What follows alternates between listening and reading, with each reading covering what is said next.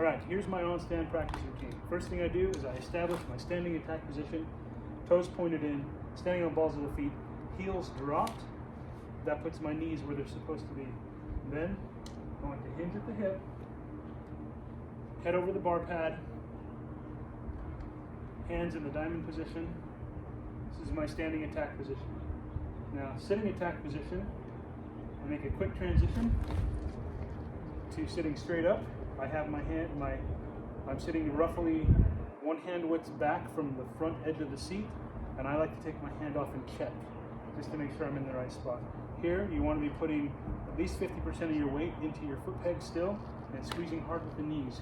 That way, you have a lot of control over the bike without having to do it with your upper body. You don't want to do it with your upper body. You want to be able to rock the bike back and forth with your lower body, keeping your back straight, keeps those hips unlocked, and allows that flexibility to happen. And then I practice a quick transition back to standing, which basically means I'm dropping my heels. It looks just like this. Back in standing attack position. Now, a couple things I like to do while I'm doing this. I like to practice the braking position, which is basically lowering myself to the bike, a little bit of a bend of the knees, bringing myself down. At the same time, I like to work on keeping my knees squeezed while I move my right foot forward to catch my brake lever. And there's also a reason why I run my brake lever high. You can see right here, my knee doesn't move. I'm braking.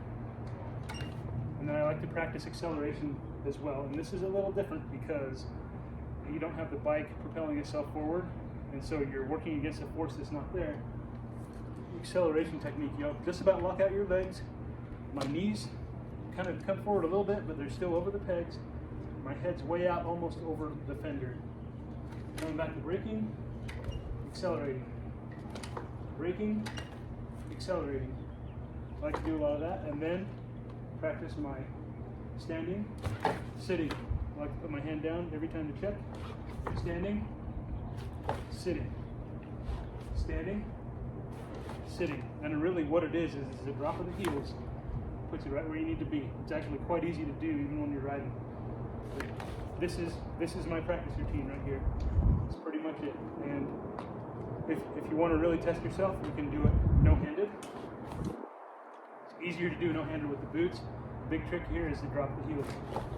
No-handed, no-handed. Just like so.